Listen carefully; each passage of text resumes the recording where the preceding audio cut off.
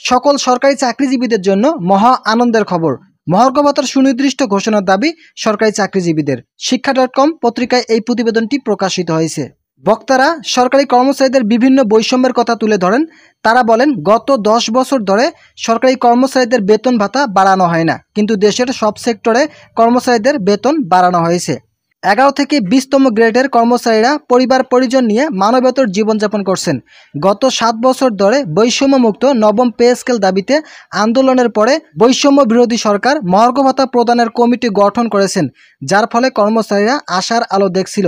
কিন্তু কিছু সুশীল নামধারী লোকেরা এর পিছনে লেগেছে, যেন সরকারি কর্মচারীদের বেতন বাড়লে দেশে যত সমস্যা। ভিডিওটি চলাকালীন সময় আপনাদের কাছে রিকোয়েস্ট থাকছে, এখন পর্যন্ত যারা আমাদের এই চ্যানেলে নতুন সদস্য রয়েছেন তারা অবশ্যই চ্যানেলটি সাবস্ক্রাইব করে পাশে থাকা বেল আইকনটি অল করে দিন।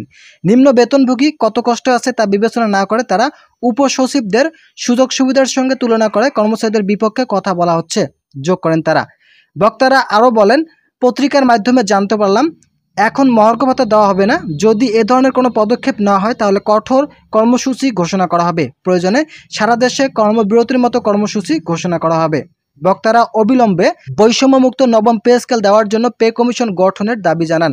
একই সঙ্গে যেসব কর্মচারী বেতন স্কেলের শেষ ধাপে পৌঁছে গেছে তাদের বার্ষিক বেতন বৃদ্ধি চলমান রাখার আহ্বান জানান।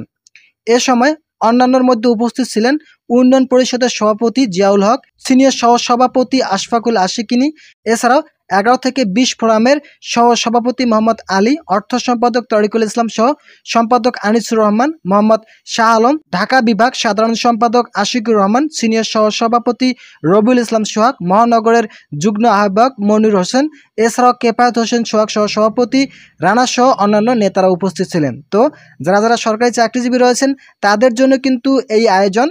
তারা খুব দ্রুত সময়ের মধ্যে মহার্ঘ ভাতা চাচ্ছেন, তাদেরকে খুব দ্রুত সময়ের মধ্যে মহার্ঘ ভাতা দেওয়ার জন্য ইতিমধ্যে অন্তর্বর্তীকালীন সরকার 7 সদস্য বিশিষ্ট একটি কমিটি গঠন করেছেন।